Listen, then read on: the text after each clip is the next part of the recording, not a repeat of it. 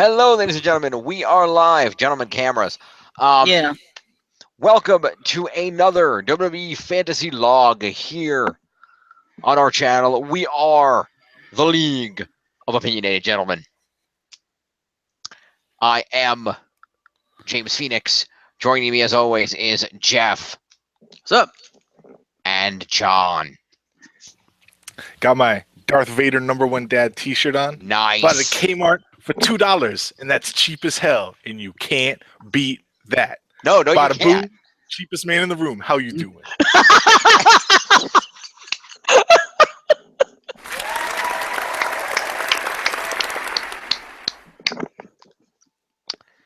Now, follow-up question. Did you see the Rogue One trailer?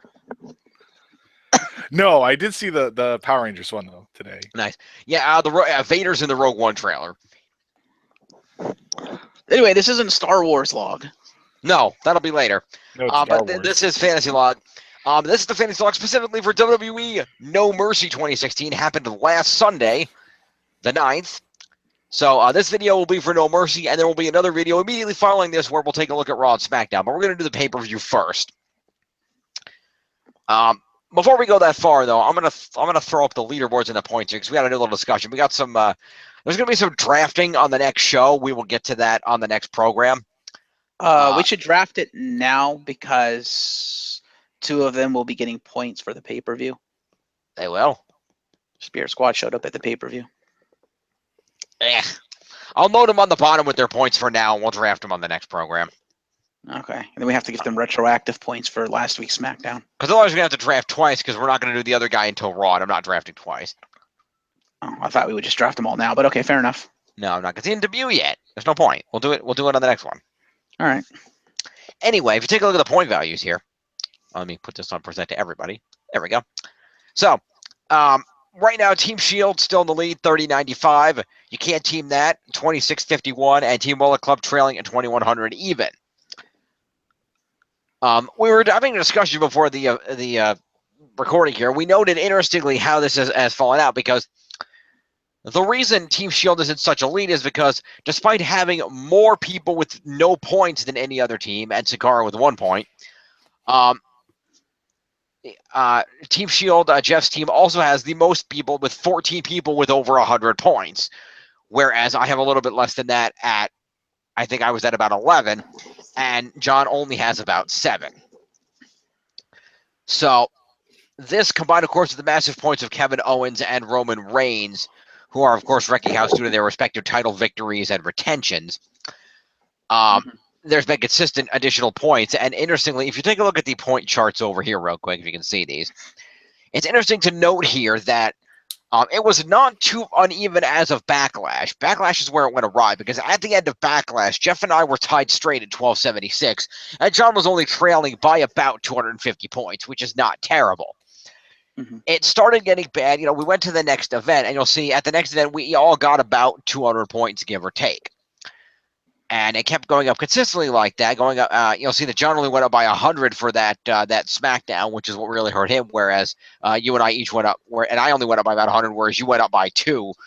Yeah, after Backlash, John kind of got screwed because he only went up 100 apiece. And then Clash of Champions just completely buried both of you. Yes, and you were going up by about 200 points per week compared to us. We were, I went up 200 from Raw the 19th to SmackDown on the 20th, but other than that, it was pretty consistent that you were getting 200 a week, whereas I was only getting about 100. And then Clash of Champions, because of the title victories and retentions, you went up by about 400 points, whereas I barely went up by I went up by about a little over 100, and John went up by about 2.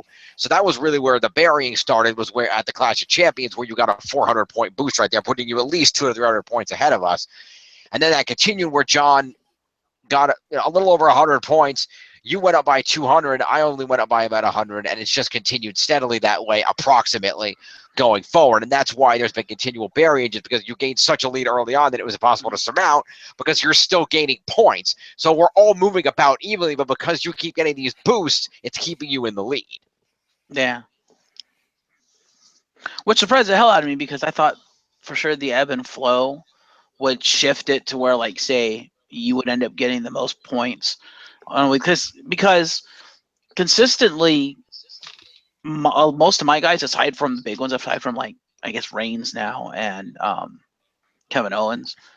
Like after Backlash ish, a lot of my guys haven't really won matches. They've been in matches, they've been in title matches and title feuds like the Usos, but most of the victories have been going to you guys. That's why I thought for sure your guys' points would go up faster than mine. Like mine would still go up a little bit, but you guys would go up more, so you'd start to slowly catch up.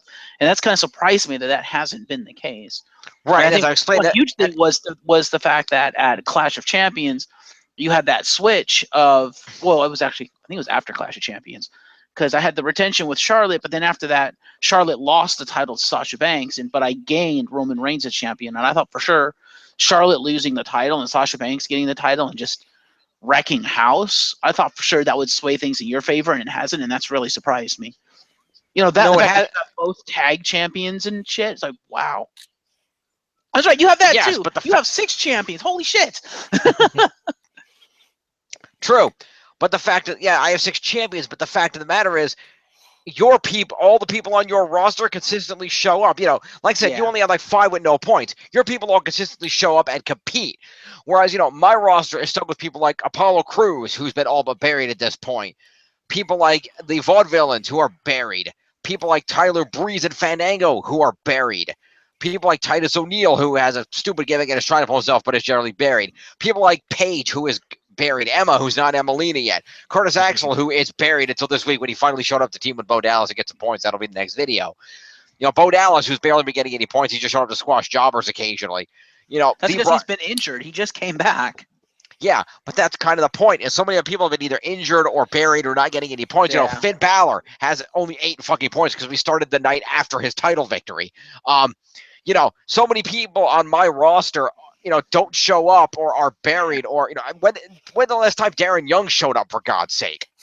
It's one of these things where so many of these people are just buried or not on the show consistently because of the talent pool. Your roster has all the people that are popular that consistently show up week in and week out, aside from also feel like Lesnar, who's intentional, Eva Marie, who's dealing with an injury, Mark Henry, who's reserve talent, Luke Harper, who just came back from an injury, and Taker and Rock, who show up occasionally. But most of your roster consistently shows up. And in John's case, he's got it even worse because he's got a bunch of cruiserweights who are new. Number one, he's got the divas that don't do a hell of a lot, mostly from SmackDown. He's got, enhancement talents like, Jinder Mahal, who's not doing much. He's got guys like Goldust and R-Truth that don't show up.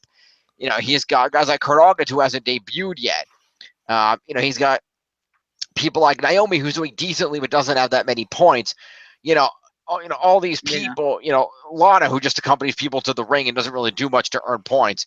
Rusev, who lost his title and hasn't done much since then except lose to Roman Reigns. Really surprised Rusev does not have more points. And he was really for like a month for his honeymoon. Yeah, that was what really hurt, is that he disappeared for a while for his honeymoon. That was when that whole thing went down, as him and Lana were gone, so that also really hurt. Yeah, the one that really surprised me was Titus O'Neil, because literally immediately after you got him, that's when they're like, nope, fuck you, you're buried. It's like, wait, what? Yeah, that's what he gets for assaulting Vince McMahon. But oh yeah, there was that. Yeah, it's just because of the fact that Richter has the most people that actually have points, but the point values for each of them are so low because they don't consistently show up that he's not getting any consistent points. He gets points week in and week out, but it's so his people are so infrequently there that there's no consistency to it. I've got it a little bit better than that, but I've also got a lot of people who are injured or just not around or just buried tag teams. So because we've got so many buried people, then you've just got the consistent people who show up and compete week in and week out and just get those 5 points for showing up, get a few move points, get some accompaniment points, commentary points. It all adds up over time, and that's why that, combined with the big jumps of Kevin Owens and Roman Reigns, they gave you a lead to begin with. I'm not saying, they're responsible, even if they were at normal point ranges, they're responsible for at least 500 to 600 points of your 1,000-point lead over Richter right now, and your entire lead over me. Yeah, pretty much. And that's really what's been doing it, so it's going to be interesting. But let's, we've got a SmackDown pay-per-view to score. Let's see how that changes things. Yeah. Excuse me. So, I'm going to jump on over here to the results that I have over here, thanks to WWE.com. As we should note here, by the way, per a pre-show discussion, we are going to be scoring the final match on the card points will be going to the Randy Orton Bray Wyatt match at the end of the evening, because the way it is written in our scoring sheet, it does say final match on the card, which is what it said when we adapted it. It does not say main event. So despite the Triple Threat being the main event, the extra points will not be awarded for that match.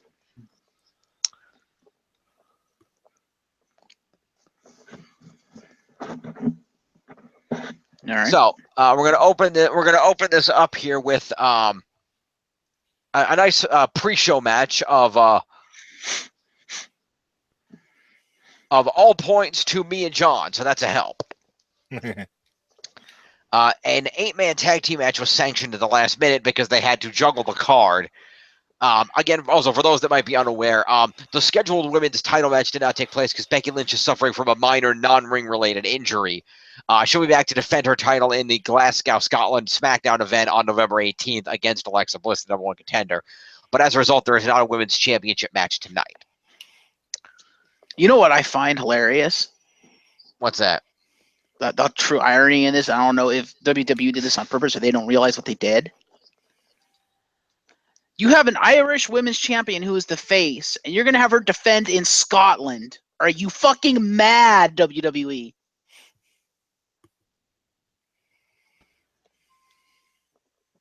Yeah, that I noticed that myself. Like, wait, no. You realize your face champion is going to get booed the fuck out the building, right? Yeah. By racists? Pretty much. I mean, think of it this way. It could be worse. Okay. She could be defending the title in England. This is true. Anyway, so let's take a look. So like I said, there will be no women's title match, and because of that and the presidential debate being on at the same night, there were last-minute changes to the card. The title match was moved to the top of the card, and there were some adjustments to other matches. And the original pre-show match of Baron Corbin versus Jack Swagger got booked to the main card, so props to them. Yay. But we're going to go ahead and open this with an 8-man tag team match of the Hype Bros and American Alpha taking on and defeating the Ascension and the Vaudevillains. I have to say, I don't know if you noticed. Did you watch any of the matches, Jim? No, I saw nothing of this pay-per-view. You need to see this match because I love what Aiden English does at the top of the match because he starts the match and there's some back and forth and he faces off with Ryder and he does like a what is that thing called? Snapmare into a sleeper hold. And as he's pulling him down, he starts singing him a fucking lullaby. It's hilarious. Like, go to sleep, little Ryder. And I'm like, oh, yes, he's keeping the singing gimmick. Yes. It was awesome. You need to see it. I think you'd love it, Jim. I'll have to check that out. Yeah, I love Aiden English. He's awesome. I'm kind of sad he's with Simon Gotch, who got promptly buried for being an ass, but yeah. Poor English. Also, never realized English was pasty as fuck. You couldn't tell by his name, Aiden English? Hey. Irish people are pasty, not English. Although some English can. English people are very pasty. They don't get any sun. It rains nonstop there. True. I point out to you, we know 2 British people that are affiliated with our group. They are both pasty. Yeah. Technically 3 if you count the Crispy. But anyway. Crispy's technically not English. Is he Irish? Which is even more pasty, I guess. That's true, he is, yeah. I forgot. Anyway, who am I looking up first, yo? Speaking of crispy, don't forget to get yourself some KFC Nashville hot crispy chicken. Says the crispy Colonel. I'm so glad they don't use him anymore. He was creepy as fuck, man. It's like KFC, the horror movie, right there. Resident Crispy. Anyway, Biohazard. No. Who am I looking up first, boss? I don't know. Hang on a minute. I gotta see what happened in this match. Let's see. It's actually a pretty good match, I'll admit. Fair enough. Yes, I actually saw the pre-show. Fair enough. Okay, Mojo and Rhythm, so Big Bell. Okay. So after a red set game plan, actually we had to break down. Not getting a lot of specifics in here. Let me check the other version of the recap. Oh, the other version doesn't have the pre-show. Well, that sucks. Does that at least tell you who won? Let's see. Yes, Jordan and Gable hit the grand amplitude on English to get the pinfall, which means it would be Gable who got the pinfall off of that. It was Jordan. No, it was Jordan. That was actually a weird grand amplitude. Jordan was a legal man, picked him up for the power bomb thing, and Gable kind of slid in and did the grand amplitude, and then Gable awkwardly had to like roll off him, and then Jordan did this thing where I'm like, dude, I don't know if you want to do that on pay-per-view. Okay, you know how the grand amplitude ends with them on the back, folded up, legs up, right? Yeah. So imagine legs, ass. This is what Jason Jordan does. He goes like this to pin him. I'm like, dude, really? Just no. Because it was so awkward because Jordan had to be the one to pin him because he was the legal man. So he couldn't do the pin properly and make it look fast because, it has to be a fast pin. Otherwise, they're going to kick out. They need to make it look believable that, okay, he couldn't kick out. Yeah. And because of that, he just basically tried to missionary style him. And I'm like, whoa, dude. Whoa. Yeah, I'm under the impression that either he was supposed to tag in Gable at some point or Possibly. something else. Because, it was kind of weird. Like, Gable looked like he instinctively tried to go for the pin. And then Jordan, goes over and, kind of pushes him. And then Gable's, rolls out of the way, oh, shit, that's right. And then Gable's just awkward pin. And I'm like, can that be in the game next year? I want awkward pin.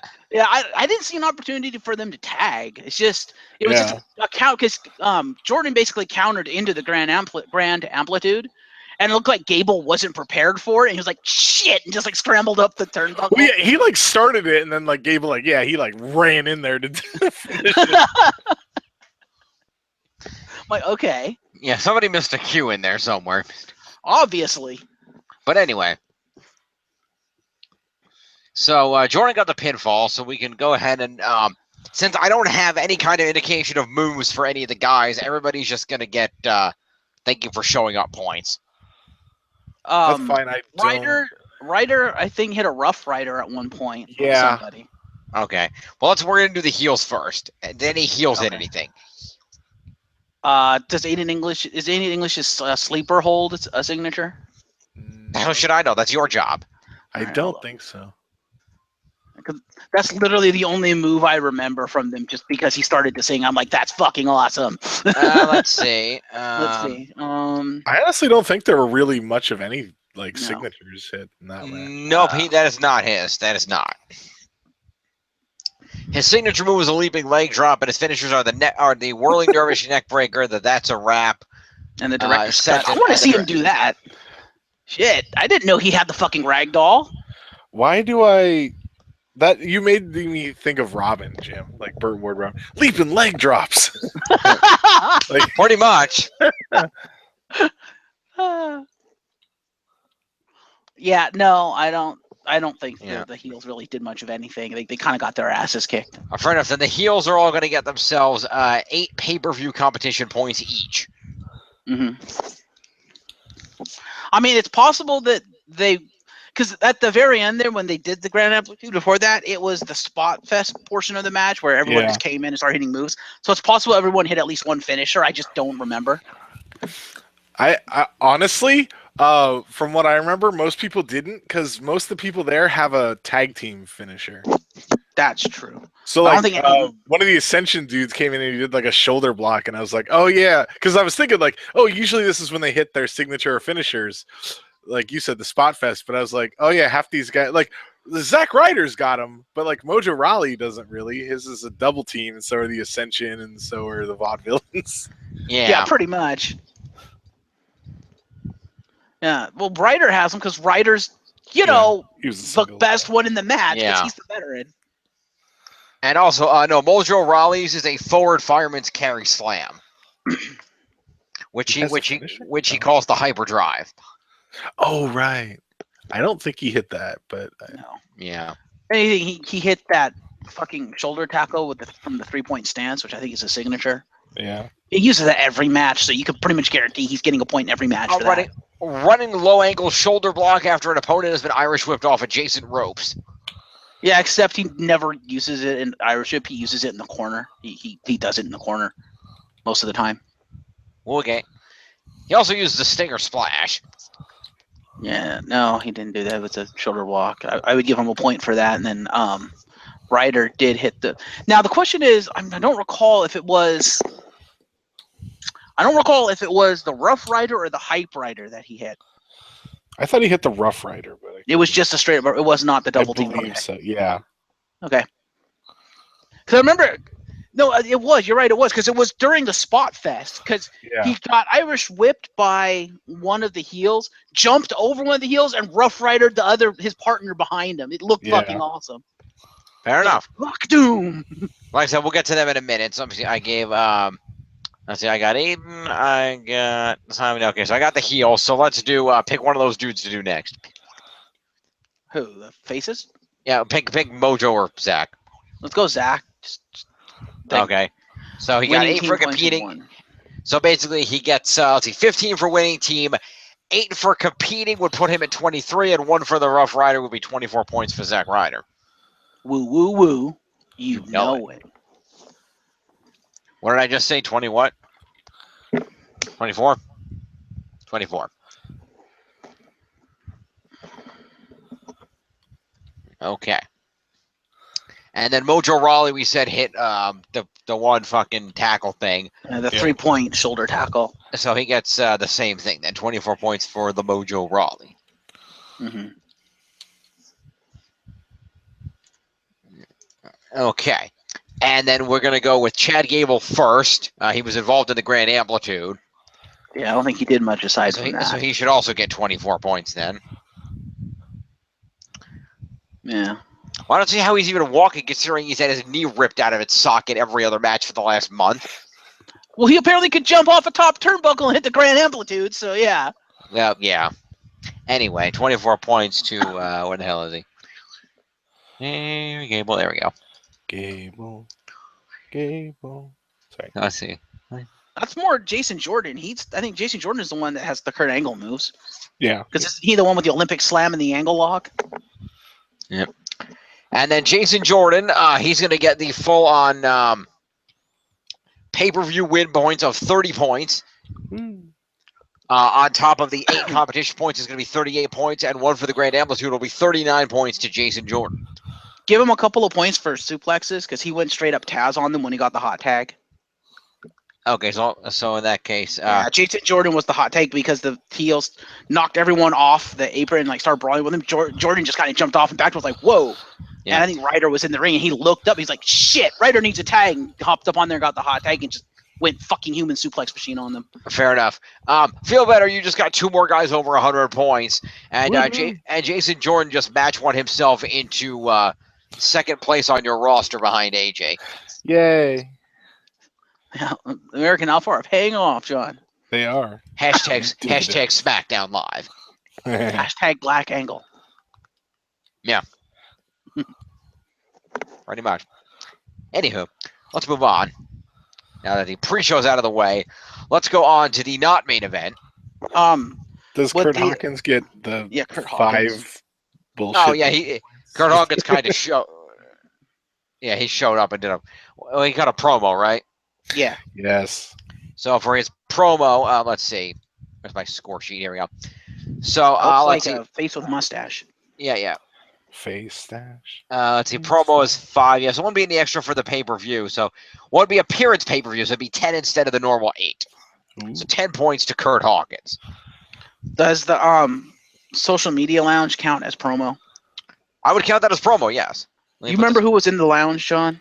No, I know because they did a lounge thing that's very short. I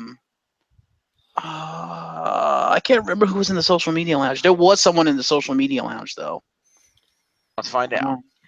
No Mercy. So lounge. Let's see. Let's take a WrestlingIncorporated.com. Going to help us someone out who here. had a match that night too, because they talked about the match.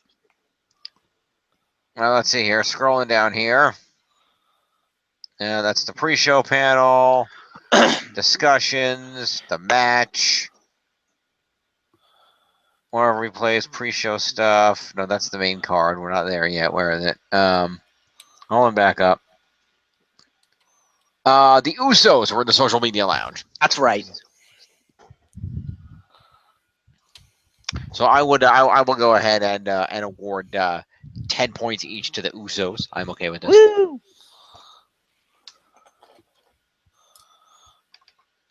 Okay. Moving along. Now we'll go on to the not main event match. Mm-hmm. A triple threat match for the WWE World Championship between AJ Styles, John Cena, and Dean Ambrose. Which Michael Cole kept saying the entire freaking night. You know, SmackDown has made history for the first time ever. Main event is the first match. I'm like, okay, Cole, we get it. Wow, you're a fucking moron. What? And that's sad. That is What? just so sad. What? Michael Cole doesn't commentate SmackDown, you blithering idiot. Okay, well, someone sounded like Michael Cole, and they kept saying it over and over again. I'm like, Jesus. Yes, it's Mauro Ranallo. It's SmackDown's Michael Cole, but he's significantly superior. If he's being fed bullshit like this, yes, he sounds like Michael Cole, but he's generally a much better commentator. Do not insult him by calling him Michael Cole. Fair enough. That'd be like me calling JBL Byron Saxton. You know, now that I think about it, it might have been They're not that different, though. I think it might have been lawyer dude over there, Otunga, that kept saying it. You think Otunga was spouting it? I don't give a shit who it was. It make more sense with Otunga because he is more the Byron Saxton of freaking SmackDown, and that's not just because racist. That's because most useless person on the commentary desk. Yeah, I think Mauro Ranallo said it first when they announced, "Hey, it's going to be the first match, the first match on the card." And I think he says it once more, like at the top of the match or during the match, just to hype it up. But throughout the entire night, someone just kept saying it over and over and over again. I'm like, we get it. So we had some interesting situations going on in this match. This was a damn good match. Indeed. How would you know? You didn't see it. Because I've been told it was a damn good match. You heard about it. I did hear about it. He was in the review for it. So. Exactly. Although I will admit, the ending of this match, I don't know if you got the same vibe, John, but it confused the crap out of me. Uh-huh. Because I didn't understand it until I saw the ending a few more times, and they kept talking about it, and I finally understood what happened. Because basically, fucking Dean Ambrose locks in. I think he uses the Koji or the calf crusher on AJ Styles, and then Cena comes in, grabs his other leg, and does the STFU. Yeah. So they have them both in the submission, and all of a sudden the bell rings, and it might have been because of the angle, that particular camera. I couldn't really get a good sense for what was going on because the ref was going like, no, no, no, or something like that. And I didn't get until way later after I saw multiple times and with other angles that he was trying to tell the timekeeper, no, you're wrong. Don't ring the bell. The match isn't over. And what I thought had happened because of the way things happened where AJ Styles rolled out of the ring because fucked up legs at this point. And Ambrose and Cena are like, yeah, I won. And he's like, no, neither of you won. Like, wait, what? And it looked like to me, when the first time it happened, that the ref, for whatever reason, eliminated AJ Styles. I'm like, wait, what? Because all of a sudden it became like a one-on-one match between Ambrose and Cena. I'm like, wait, what the hell's going on here?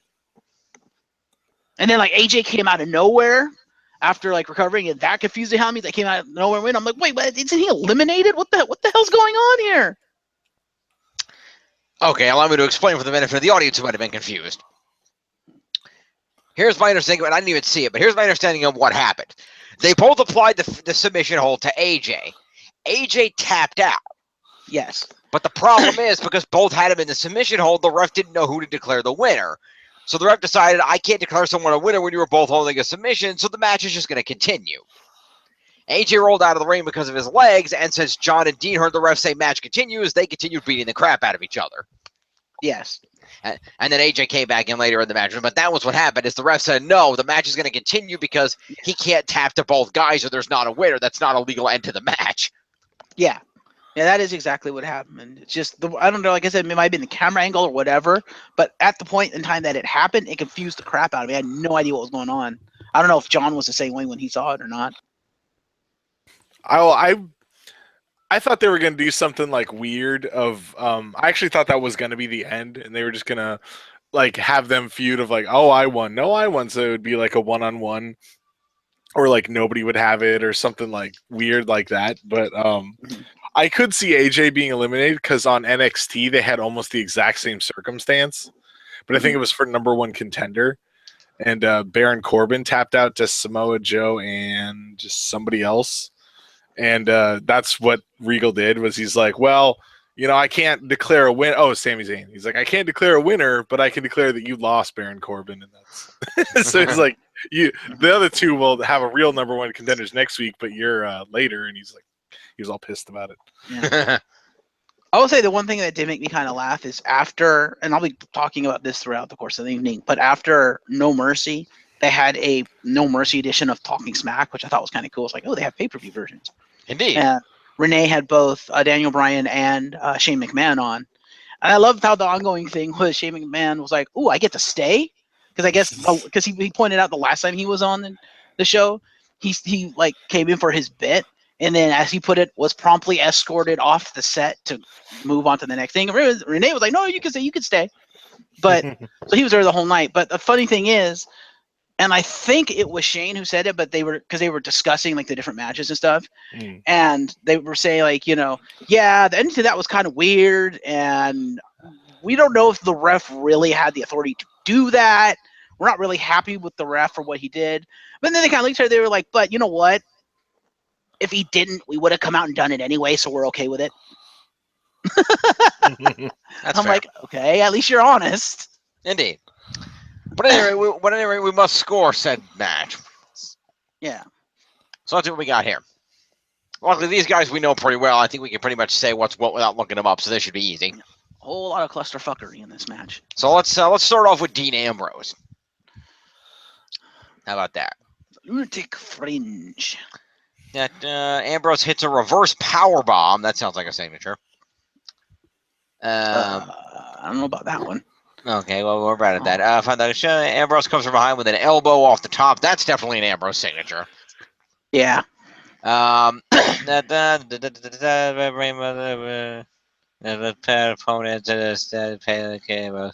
Ambrose clotheslines down Styles. Takes AJ up top. Breaks it up.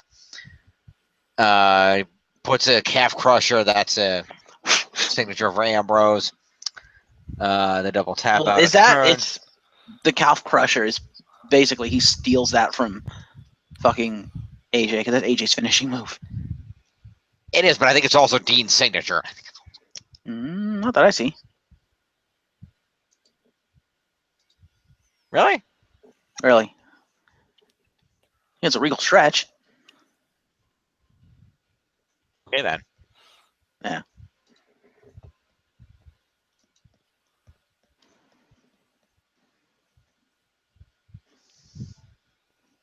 Yeah, no, I don't see a calf crusher. So I think he used it on AJ because AJ. Fair enough. Then we won't count that. Yeah, the power bomb is not a signature either. So. Okay, so he's got one so far then. Let me look through the rest of this. Stuff continue again. Dirty deeds. Ref out. Ambrose again. And, okay, so Ambrose has 2 then. So Ambrose is going to get himself 8 points for competing on the pay-per-view. Mm-hmm. And 2 more for the moves is 10 points for Dean Ambrose. Really? That's it for a title match? Wow. Okay. Well, being in the unless you win the title, it doesn't or retain the title, you don't get any extra points for it. True. It's just you were in a pay-per-view match. You get 8 points for being in a pay-per-view match and 2 for your moves. That's what you get. Fair enough. Fair enough. So 10 points. That's what you get. Basically. Wait. Didn't he do his clothesline too, John? Ooh. I seem to remember him doing that as like a counter, because he always does that. I think there was because it was a triple threat. I think there was a point where he was, I don't remember exactly, but I think he was hit away, or like AJ was hit away or something, then he was hit away, and I think AJ did like a Pele kick or something like that, and then Dean did the clothesline. But it was like the bouncing part was off camera. You just had to figure that's what he did. Maybe I'm wrong. I'll throw out the point anyway. It's 1 point. I don't care. Yeah. And I'm pretty sure he suicide dived at one point too, because it's Dean Ambrose. I know he tried for dirty deeds, but He tried for many dirty deeds. Yeah. He hit. The only one he hit was at the end of the match, though. Yes, that is correct. Do we want to give him a suicide dive point? I remember. He's biased. You make the call, John. Sure. Okay. So moving on, we got the John Cena. Rapaldo. All right, let's see here. What do we got? Oh, didn't Ambrose escape an FU? Because didn't Cena try to FU like left, right, and center and like not hit most of them? Didn't he try the double FU? And I thought AJ I thought he hit the double FU. Did he? I thought he was gonna, and then somebody got out of it. I think both of them got out of it. AJ went on top, and I think he got off, but yeah, maybe. Yeah, because he kept trying to go for finishers left, right, and center in this match. Let's see here. Cena picked it both up for a double AA. Styles escapes and hits a Pele kick. Then Ambrose clothesline Styles. Yeah, that's where it was. Yeah, so he didn't escape. AJ did. I'm pretty sure each person has at least 2 escapes, at least 1 escape from each of the other's finisher. I don't know. What do you think, John? Because I'm pretty sure they escaped at least one of each finishers, if not more than that. Because like they were trying to throw finishers out there like it was going out of style, and really somebody escaped the dirty deeds, and AJ escaped the FU, or sorry, the AA, and I know someone escaped the Styles Clash. I remember that. That could be. I don't remember specifically, but it would make sense. Okay, well let's just see here. Let me just do this, and we'll go back and do the move points in a minute. But generally speaking, John Cena gets to 8 points for competing in the match, and we know this. Yeah. So let's start off with that. Where's John Cena? He's over here. He gets 8 points for competing in the match, and then just for the sake of getting the rest of this out of the way real fast, because we already know this part, we'll go through. We'll just add the rest of these in individually as we go through the whole match. So let's see. AJ gets 30 for winning a pay-per-view match, 8 for competing in its 38. Title retention is another 25, which is 48, 58, and 5 is 63 points to AJ Styles. Yay. Mm-hmm. So we're going to throw AJ Styles his 63 points, which is going to be 409, 10, 11, 412 points, AJ Styles. Mm-hmm. Mm-hmm. And in the interim, now we're going to go back. We're going to go through this match as we go. Okay. So AJ hits a phenomenal forearm. Point to AJ. Yeah. We're going to skip Ambrose's stuff because we already did it. Mm-hmm. Okay. Then Cena comes back with a double German suplex on both of his opponents. That was cool. I like that part. Does that constitute Suplex City? No, I would accept an OMG, but I don't. Is Suplex City a move now? According to the video games, it is. Wow, really? Yes, the video games list the Suplex City mover as the triple German suplex. That is now called Suplex City. I know Cena did his comeback combo like twice, so that's mucho signature points for him. Yeah, so what we're going to get. Comeback combo does not constitute a signature. Well, the moves in the comeback combo are his signature moves. We'll get there in a minute. I'm glad we don't just count all of John Cena's moves and then just divide it by 5 and give him that many points. Statistically, one of these is a finisher and one is a signature, so give him 2 out of every 5. True. All right, let's see here. So, no, just let's see. So we got that double. So double German, is that worth an OMG? Not really. Okay, we're moving on. Cena goes for an AA on Styles, but Styles escapes. So that's an escape for Styles, and he follows it with a Pele kick. That's 4 points for AJ. Mm-hmm. That's 7. Okay. Pele kick. Cena goes for an AA off the middle rope, but AJ escapes that one as well. into a spinning, reverses into a spinning power bomb. So I'm going to see if AJ has a spinning power bomb while I give him points for escapes. Yes, boss. Scroll. God damn it. AJ Styles has a beard now. Hasn't he always had a beard? No. What? He's been clean shaven. That's why I was surprised when he showed with a beard. I was like, whoa, what the hell? He changed his look. Let's see. What do you have? A spinning power spinning bomb? power bomb. Yes, the rock bomb, the backbreaker rack into a power bomb.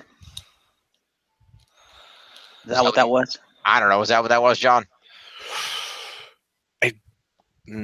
I know don't he think used so. that once. I remember him using it once. Okay, we'll say no then. Ambrose comes back in the ring and hits a reverse power bomb on AJ. Okay. I don't think he has that. No. Cena throws Ambrose outside, goes for a 5-knuckle shuffle on Styles, but Ambrose attacks him, so he didn't escape that. Ambrose broke it up, so that doesn't count. Oh, yeah, he had that double one, though. Yeah, Ambrose. No, so for that one with the 5-knuckle shuffle, I think Cena should get a signature point for the fucking that move that he does to set up for it, because he did the whole combo on him and ended with that, then went for it, and then. Yeah, but the shuffle is the only thing that constitutes a signature. The rest does not. See, that's I disagree with that, considering he does that like every minute. Like literally, it's his comeback combo. It's his signature move. Then give him 1 point for the combo. Well, no, but the combo is just him running around. It's the one move in the combo that's the signature move. So I guess you could do it for the combo too, but same difference. Because his combo is literally he does the rock thing of running against the ropes. Yeah, you know what I mean? Because he does the duck under, because he ducks under 2 clothesline attempts, and then he gets behind him and does that spinning powerbomb thing that he does. And then he goes, ha! Yeah. That spinning powerbomb, that's his signature move. No, you're right. It is a signature move. His spin-out powerbomb, formerly known as the Kill Switch Protobomb or Protoplex. Yeah, I remember Protoplex. I told you it was the Protoplex. Okay. Fair enough. So that's a point for Cena then. Yeah. Cena's at 100. Woo! And no escape points for AJ for the right. You can't see me. But Ambrose broke it up with a flying elbow off the top, so that does count as a point for Ambrose. Yay! No, we counted that last time though. He got that point already. Boo. So he got that, and then we got, let's see. Cena comes back and drops Ambrose with a back suplex, and then hits a 5-knuckle shuffle on both his opponents. Did he hit it at the same time on both? Yes. So yeah, he does the Protoplex to Ambrose, so he gets another one for that, and he hit them both. 5-knuckle, so two more for Cena then. Yeah, with both fists. He goes, ah! Okay. And then what else we got here? Suplex, 2 count. Okay. Cena then hits the AA on both opponents and pins Ambrose for 2 counts. So does that count as 1 AA or 2? Would that not be an OMG for a double AA? I'm okay with that. If the double German didn't get it, I would say. Yeah, but the double German wasn't a finishing move. He did a double finishing move. Still. Yeah. No, but it does constitute an OMG requirement in the game, though. I would say just give him 1 F or AA. Okay. John, we're trying to give you free points. I know. It's not enough. Give me free Kevin Owens. No, not happening.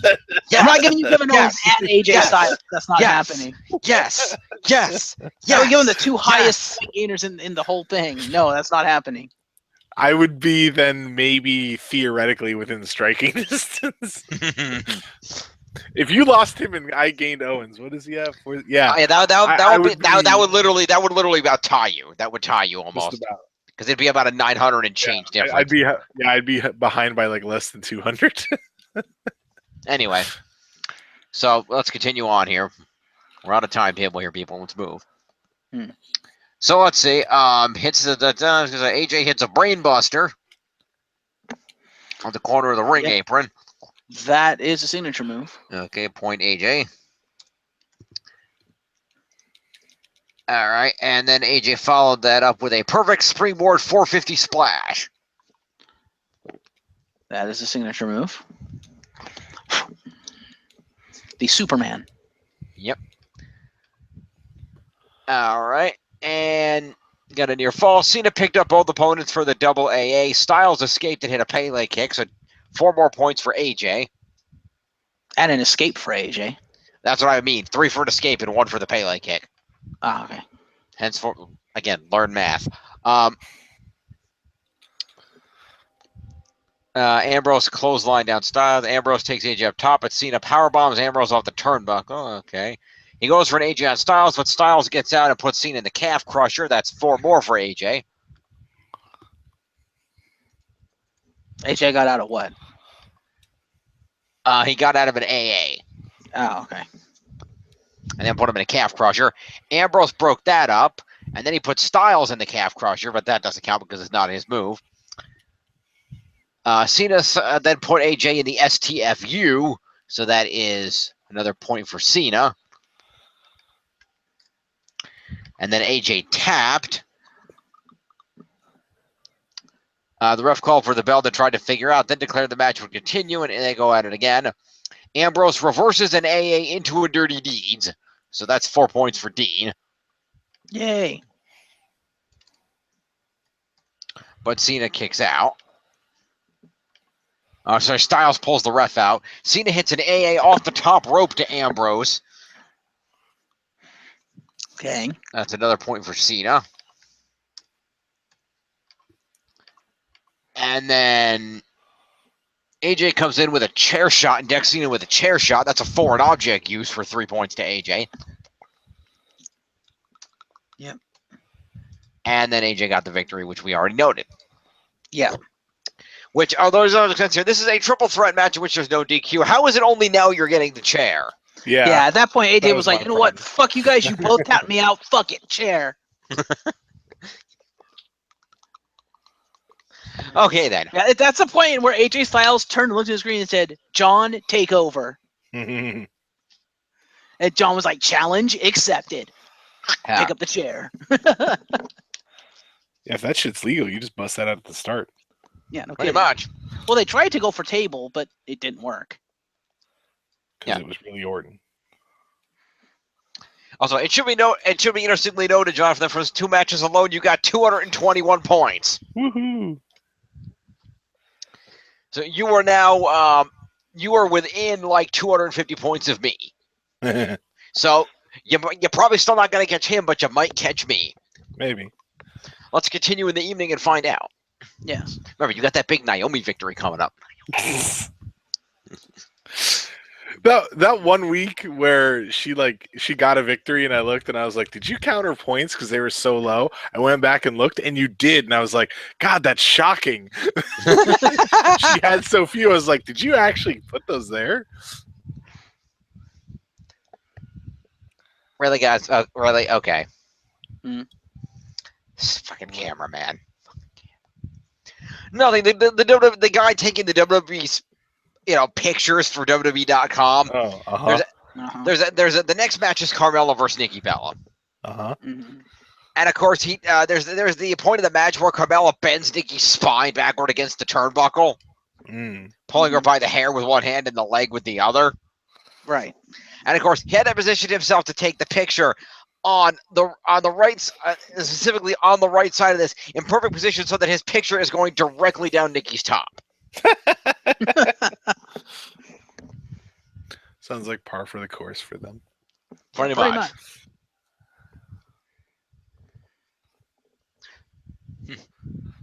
Suspiciously, he was then seen taking money from John Cena. No, Running away from John Cena. or that. Anyway, so yes, Carmella faced Nikki Bella, and she lost. Mm-hmm. Yeah, Nikki Bella hit the fucking shadow fall for them with victory. Yep.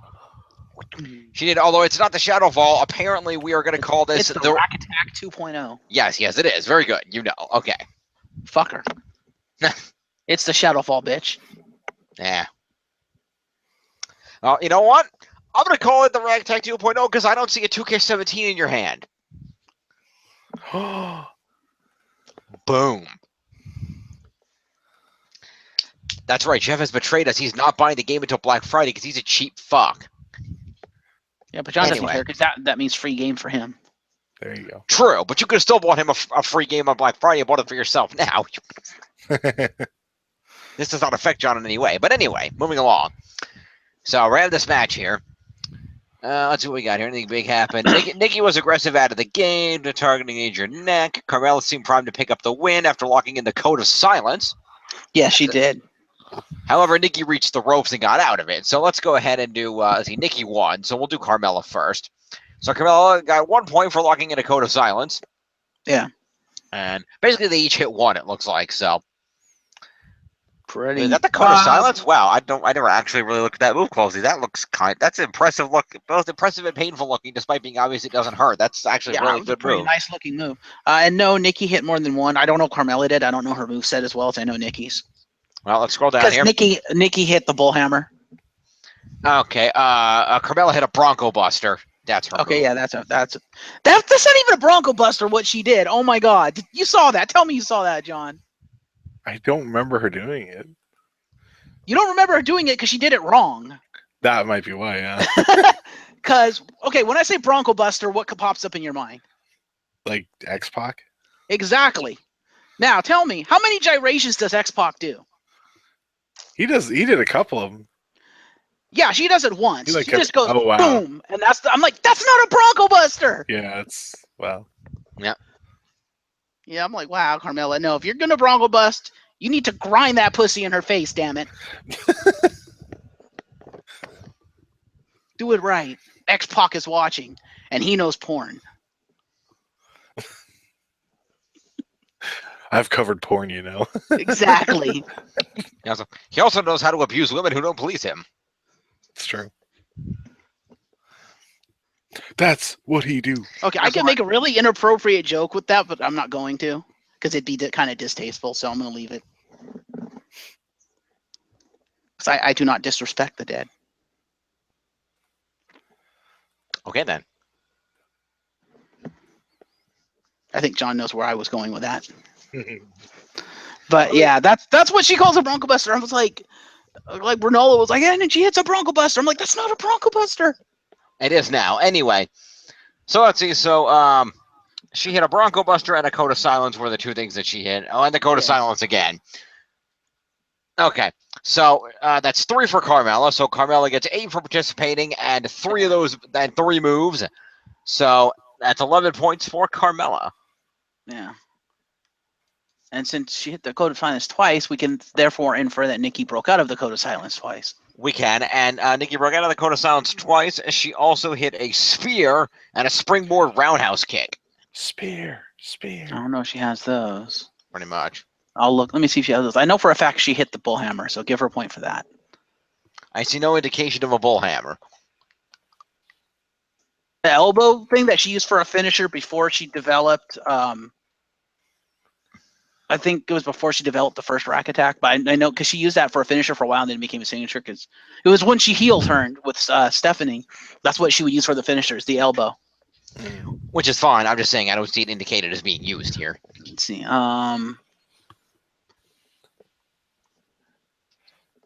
Okay, so what did she hit with, did you say? A spear and a springboard roundhouse kick. Corner back calf kick to an oncoming opponent. Here, it's running elbow or forearm smash. There's the bullhammer. Okay, like I said, there's no indication she did it, but if you saw it, I'll count it. Yeah, I know she did it. Okay. I do springboard roundhouse kick. Yep, that's 1 too. Okay, so those are 2, and what was the first one you said? a spear. No, So that's 2 plus her rack attack. Yeah, 2.0.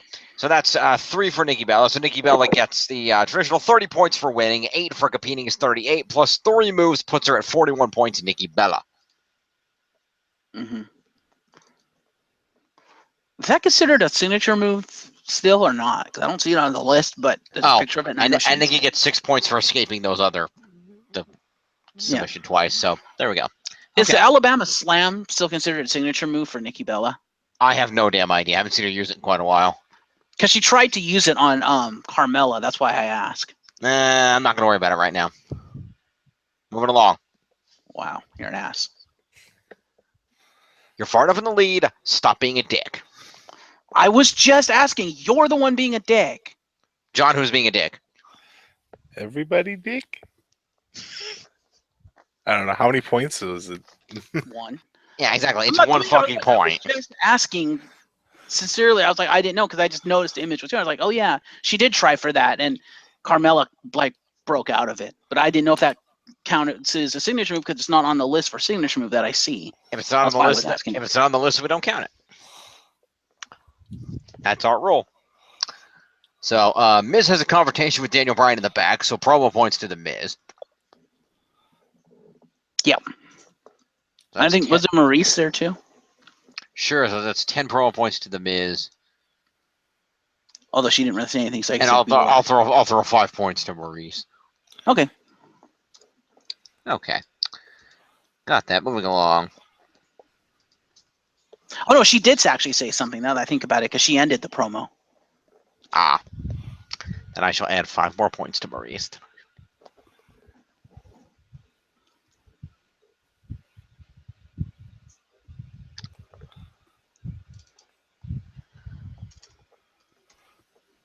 Okay. Right, speaking of the Miz, if you want to see something awesome, you should go out and rent yourselves the DVD Scooby-Doo Curse of the Speed Demon crossover with the WWE Superstars, and you can see Miz literally wrestle a demon. Okay, then. It's kind of awesome. Fair enough. Are we going to get DLC where he wrestles a demon in that chicken suit? Ha! Yes. But it could have even carried over from when they did the WrestleMania one, the first Scooby-Doo crossover.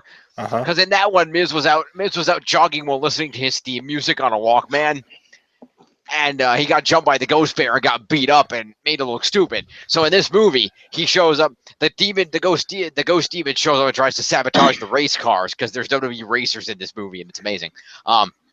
They're racing. It's great.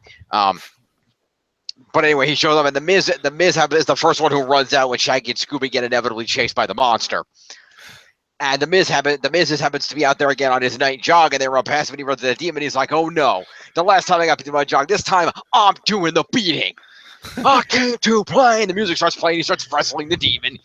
That was pretty awesome. Nice. Yeah, he even locked in the figure 4, but the demon threw smoke down and disappeared. Nice continuity. Yeah. It is. His racing partner was Paige. Anyway, moving along. So Miz got promo points. Let's go on to the next event of the evening, and that is the SmackDown Tag Team Championship match, in which the champions Slater and Rhino did retain against the Usos. Yes, they did.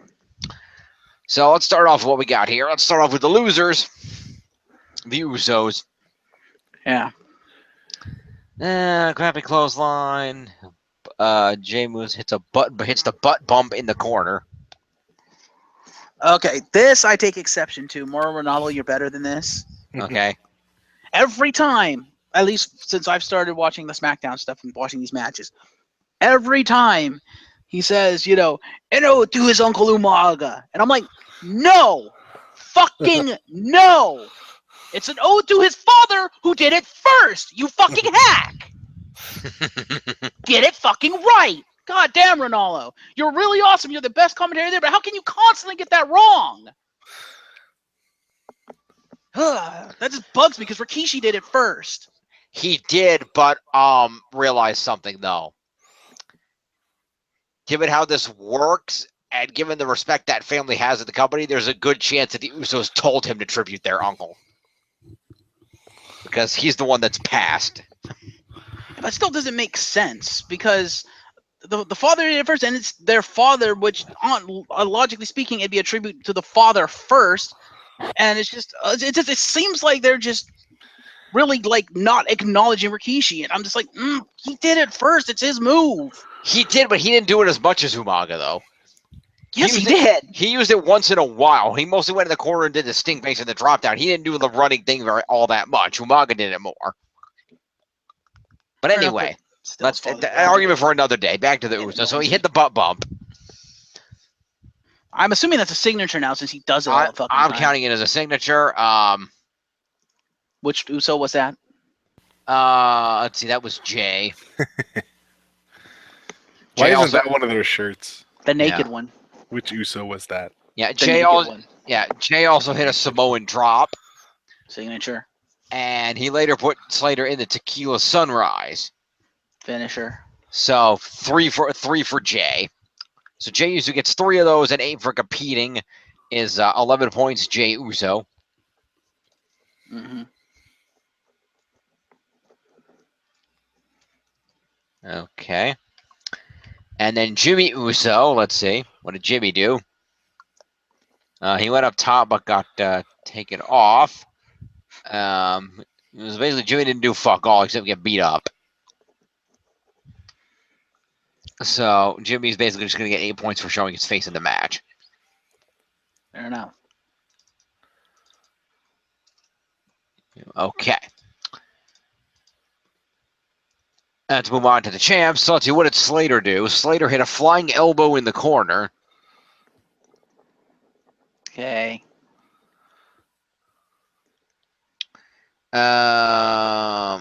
Slater hits a super kick and a hangman's neck breaker. Okay. I'm not familiar with Slater's moves. Hang on. Okay.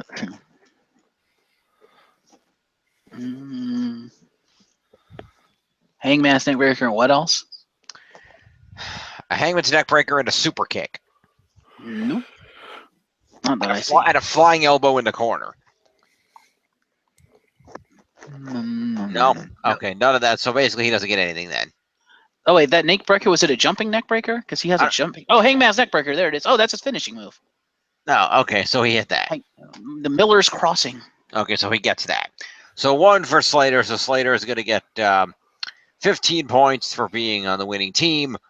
8 for competing is 23. Plus that is 24. 24 points, Slater.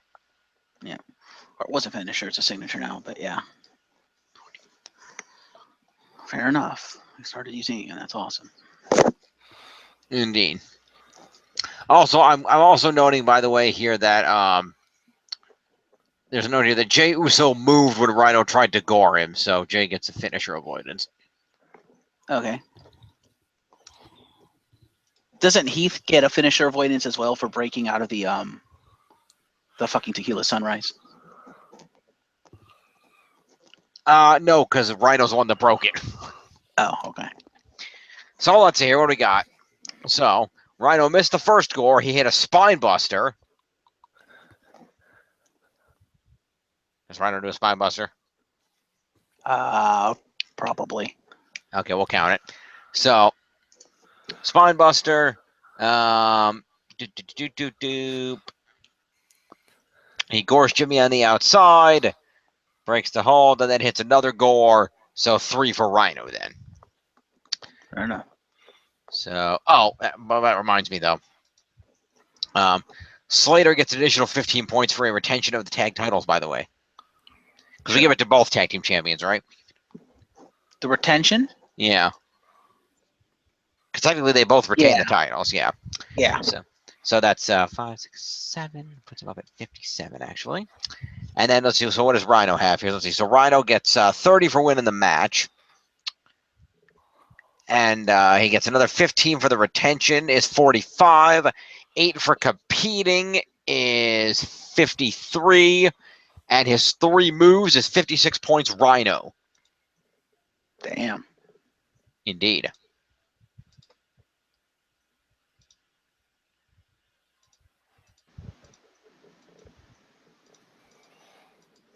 Putting Rhino at 338. Wow. Damn, dude. Rhino takes a massive leap into third place. Third place. He's got more than Reigns now. Third place on the overall roster. Jeez. Hashtag Rhino. Gore. Gore. Gore. Damn.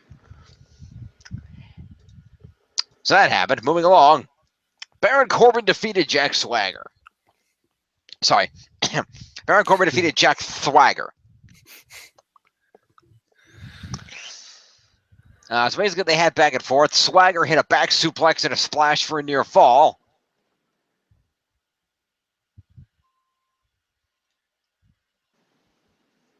Jeff, that's your cue. No, I was waiting to hear more because I don't know if by splash they mean the Swagger bomb. Probably.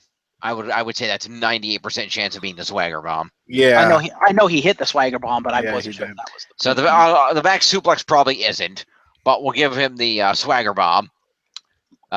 He went for one ankle lock, but Corbin got out of it. And then he gets the ankle lock in again. So that's 2 for Jack Swagger. Yeah. So Jack Swagger gets 8 competing plus 2 is 11 points to Jack. No, wait, 10 points, Jack Swagger. Jack Swagger. Where's Jack? Who has Jack Swagger? Me. Yes, you do. Okay, so 10 points. Okay. Then Baron Corbin. So Baron Corbin, let's see here. He evades it and hits a side slam. Evades the ankle. He got out of the ankle lock, which is 3. Then hit a side slam. Let's see. No. Then You want to gets, talk about 5 moves of doom? Yeah. So Baron Corbin gets 2 ankle lock escapes, which is 6 points, and the end of days for the match win is 7 points. So Baron Corbin gets 30 for a match win, 8 for competing, plus 7. Let's see. So that's 38 plus 7 is going to put him at 45 points to Baron Corbin. I think didn't he hit a deep 6 as well early in the match? Ooh. I seem to remember him hitting a deep 6. 46 points to Baron Corbin. I don't remember. 66, and the 5 is going to be 71. 171 for Baron Corbin. Okay. Baron Corbin literally has 5 moves of doom. He has 1 finishing move and 4 signatures. Yep. Rolling right along. We have a an Intercontinental Championship match where Dolph Ziggler defeated The Miz to both win the title and retain his career. This was a hell of a match too. Indeed. So let's we're gonna do The Miz first. So get The Miz and Ziggler up now.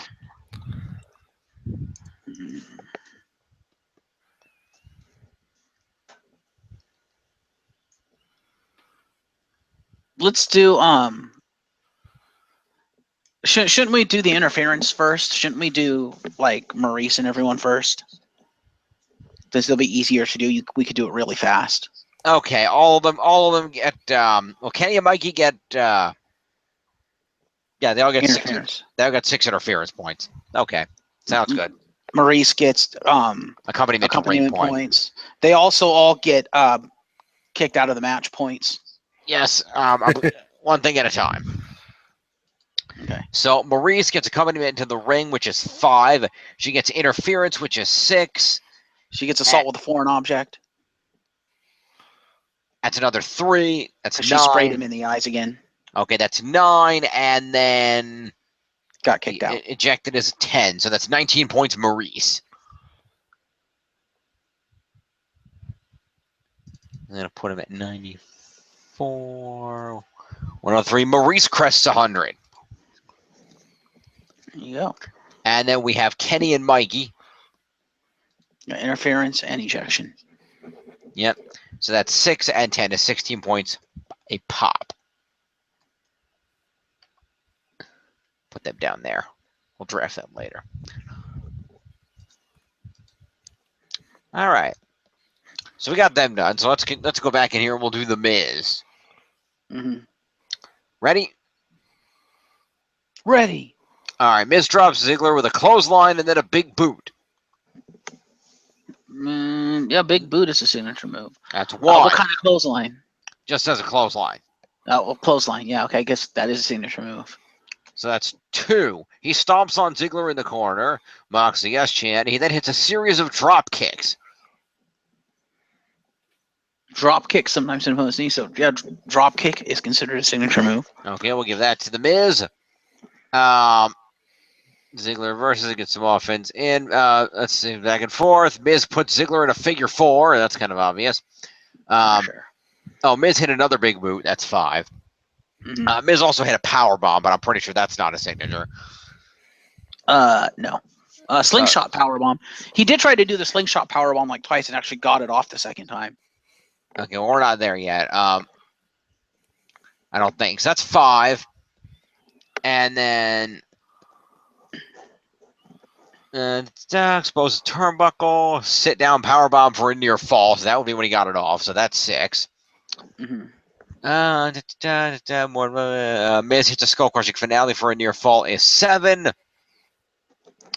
and that's it. So he actually Irish whipped Ziggler into that corner that he took the turnbuckle pad off. So I think that'd be for an object use. Okay, so 7. That's 10 there. And so would taking the pad off be considered an OMG move?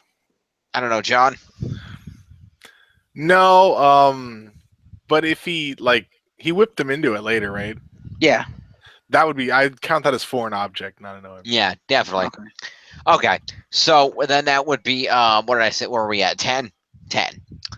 So that's 10. The standard 8 for competing is 18. So 18 points for the Miz. Yeah.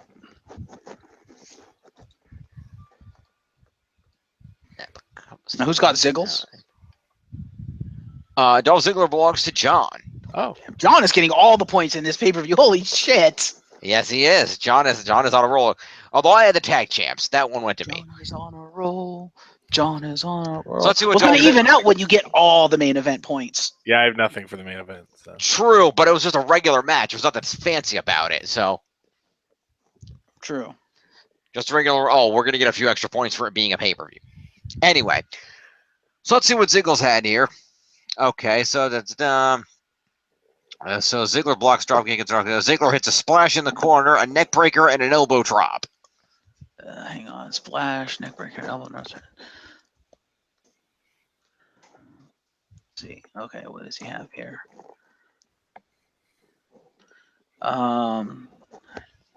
He does have multiple neck breaker variations, so give him 1 for that.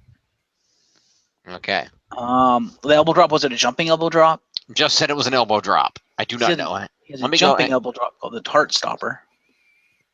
Let me see. Hang on. I'm going to go back over here for a sec. Fair enough. That's a fucking image is loading. And what was the other one? Hang on a minute. Trying to get to the other thing here. Let me just see, for comparison's sake.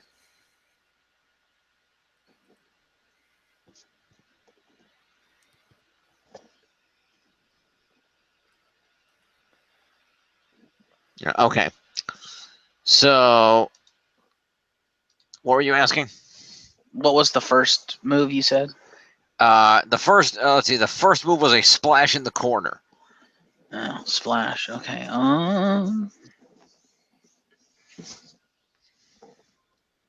Stinger splash. There it is. All right. So Ziggler hits a splash in the corner. The neck breaker and the elbow drop were not. The neck breaker is. Okay. So that's the elbow drop only if it's a jumping elbow drop. Okay. Ziggler escapes from a figure 4. So that's 3 more. That's 5 points, Ziggles.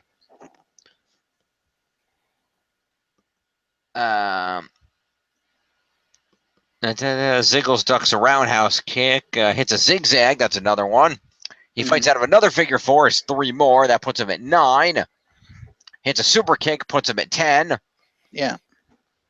Then he super kicks each of the Spirit Squad. That puts him at 12. And let's see. Then he super kicks the Miz, which is 13 points at Ziggles. So let's see. Ziggles gets himself 30 points for a match win, 8 for competing. How many did I just say for the moves? 13? 13. Mm-hmm. So let's see. That's 30 plus 8 is 41, 51. And then a win of the United States Championship is 51 plus another 40 is 91 points to Dolph Ziggler. Jeez. Damn, dude.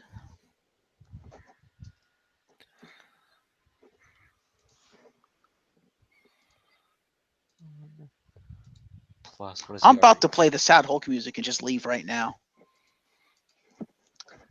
Which puts Dolph grand total of 177 because he didn't have that many to begin with. Yeah. Still a lot of points. It's still a lot of points. All right. Let's move it along. We then had ourselves Naomi versus Alexa Bliss.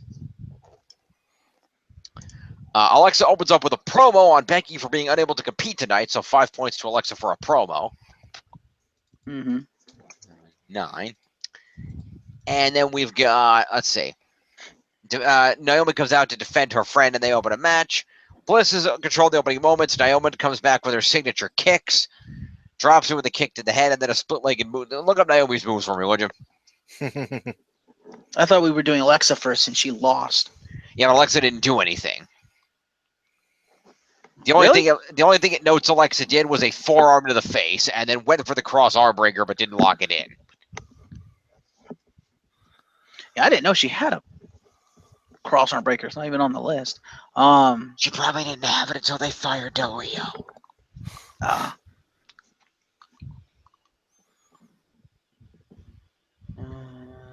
Yeah, okay, she didn't do God anything. damn it.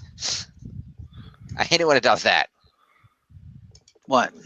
The WWE.com page jumped down to an old No Mercy. So go ahead and give Alexa So Bliss. I go back over and I'm like, wait, ECW champion Matt Hardy defeated Mark Henry. The fuck? So go ahead and give Alexa Bliss. You said gave her promo points, give her the thank you for coming points for the match. Yeah, we're going to give her the thank you for coming points.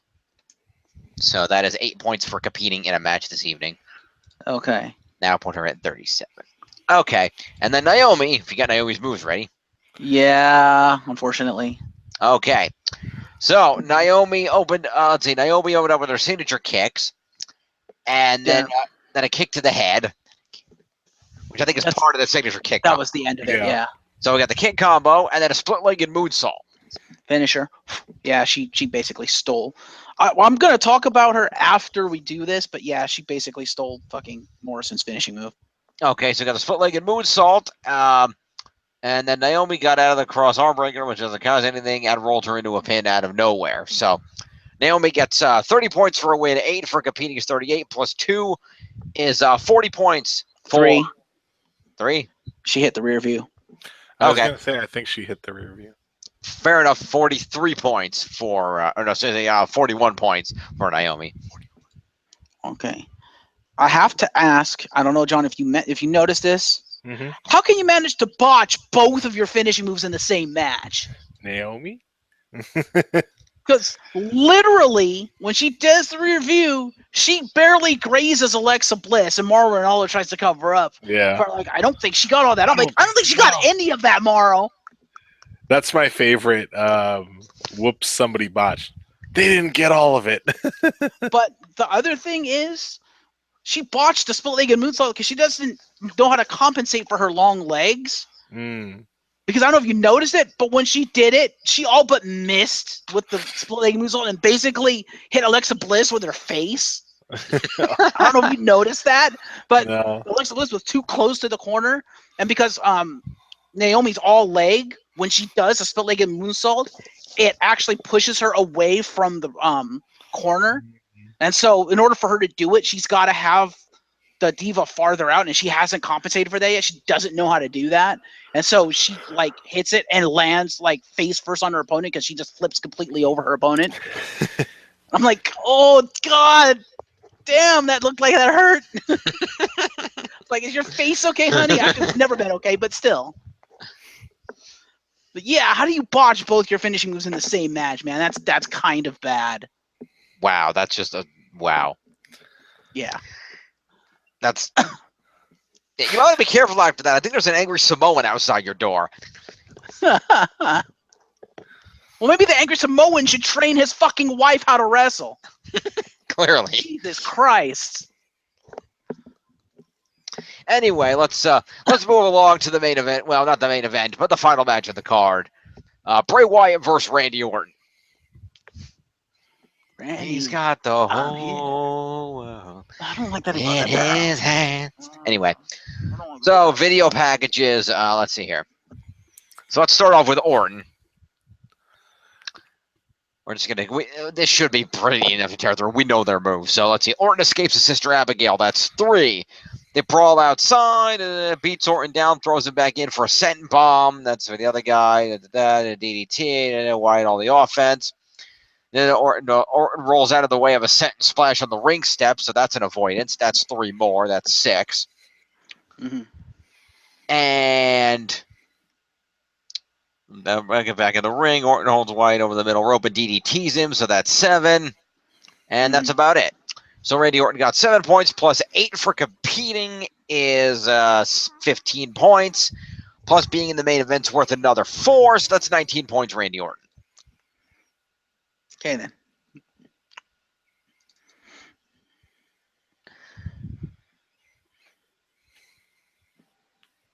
Two, 111. Wait, did you give Orton points for the couple signatures he did? Because he did his stomp thing at the top of the match, and then he did his power slam because he did his comeback combo in the middle of the match. Okay, I'll throw 2 more to Randy Orton then. Yeah, when I saw him do the stomp, I was like, "Holy shit, he hasn't done that in a long time." Yeah. Yeah, Mole did that to me in the game, but he used a chair. Actually, Orton modified it. He does the stomps to the limbs, and then when he gets to the head, he does the Ric Flair knee drop. Ah. So he's modified it since he's come back, it looks like. Fair enough. Anywho, so we got all that. Let's go back over to Bray Wyatt. He's here. He is. Oh, by the way, does I guess Orton didn't really do it, so I guess that doesn't really count. So let's go over to Bray Wyatt. So let's see. Wyatt avoids an RKO, which is 3. Mm-hmm. They brawl outside, and he avoids another RKO, which is 6. Mm-hmm. Beats him down and throws him in for a senton bomb, which is 7. A splash in the corner. I think that's a signature on him, isn't it? Sure. That's 8. He hits a DDT on the apron. That's an OMG, isn't it? Yeah, especially with the way he did it. I was like, ooh, damn. So where was he at? 6? Yeah. I think 7. No, he had 2 evasions, which were 3 a pop, and then he had the senton. The senton, where he was a 7. So that puts him at 7. Plus 5 for an OMG would put him at 12. Mm-hmm. And then let's see. He kind of ended up at ringside. He sentenced himself on the ring steps. Orton does bad barricade on the middle rope. The lights come out. Luke Harper, and then Wyatt with his sister Abigail. So that puts Wyatt at 13, which seems appropriate. Mm-hmm. So Bray Wyatt gets himself 30 points for a win, 8 for competing, plus 13 will put him at 51. And final match on the card gives him another 9, is 60 points for Bray Wyatt. Plus final match win. I already added it in. Oh, it sounded like you just gave him the regular win and not the final match win. My bad. Well, if you knew the numbers, you would know that I gave both. Again, as I keep telling you, I don't have the numbers in front of me. Anyway, it's 60 points. Yep, it's 60 points for Bray Wyatt. Mm-hmm. 199. Okay. And don't forget to give me points. For what? Oh, Luke Harper. Luke Harper. Okay, Luke Harper showed up. He gets 5 points. Interference, dumb shit. Okay, fine. He gets 11 points. Jesus. Thank you. Pain in the ass. Hey, we want to be accurate here at the league. Alrighty. Anyway, let's take a look at this. Doesn't matter. Maybe it does. Okay, well, that's not so bad. All right, so Team Shield's still in the lead at 32-53.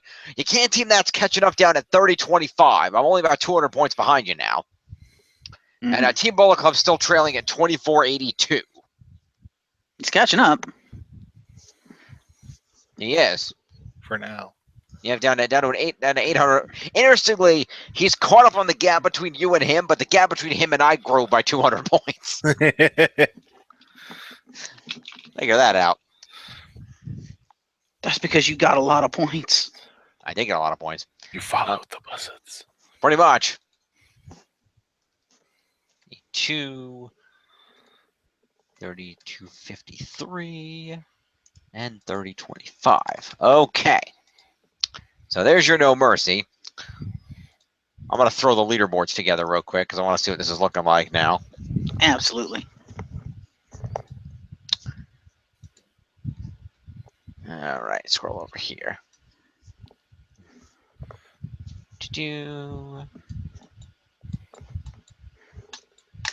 Right click, you piece of shit. Thank you. Copy.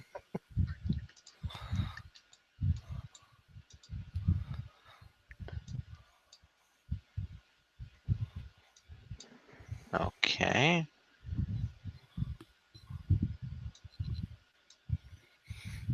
Why the fuck is it?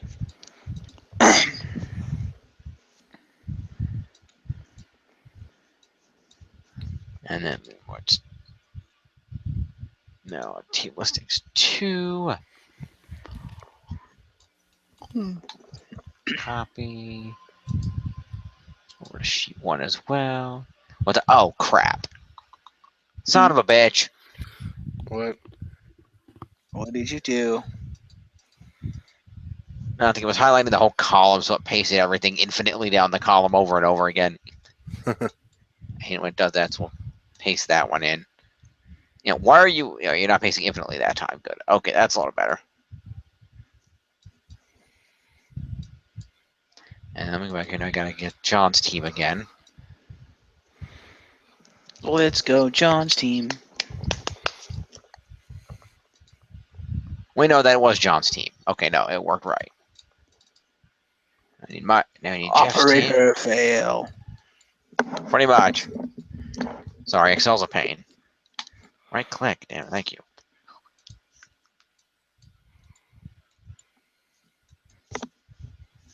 Okay, and then we need to get my team. Your team. Pretty much.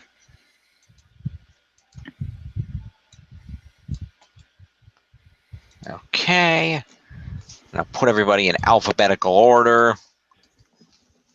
Yes. Go to the main roster. Put the main roster back in alphabetical order.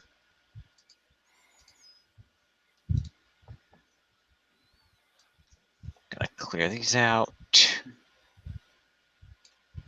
Clear contents. Okay, go over here. Take all of these. Scroll it down. Scroll it down. Stop at Zack Ryder. Copy. Oh, Over here. Paste. Hey, Jim. Hang on a sec. Yep. Don't forget to switch Luke Harper over to SmackDown because I think he was drafted to Raw. Harper be wasn't wrong. drafted. Yeah, he was unknown, so we'll add him. We'll change it. He was complaining that he wasn't a free agent. And he was complaining that Crime Time made the free agent list and not him. Right. Active. Okay. And you have to change Eric Rowan to injured. Yeah. Gonna change Page to suspended. And injured. Yeah, both. And future endeavored. Probably. Pretty much. And then what was the other? Oh, Eric Rowan is now injured. And And Hideo Itami. And technically, you should put Becky Lynch as injured, but I'm not gonna worry about that. So let's take a look at the leaderboards. Here we go. We're going to put this in largest to smallest, expand. Okay. So Kevin Owens still holding the top of the list at 470. AJ Styles is coming up on him at 433. Rhino, after the tag team title retention, jumps ahead of Roman Reigns at 338. Roman Reigns coming in at 304, and Rhino's partner Heath Slater right after that at 257. The Miz still holding strong at 249 despite his title loss. Big E, Charlotte, Jericho, and Kofi from Raw rounding out the top 10. Nice.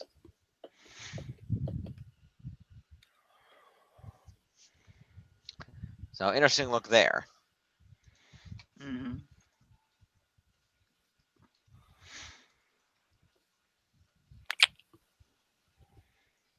And interestingly enough, the top 10 there are all over 200 points. Indeed, yes. That's exactly how that runs. With Bray Wyatt after his big victory coming right in at 199, just barely under the 200 mark. This is going to get interesting, y'all. Oh, very much so.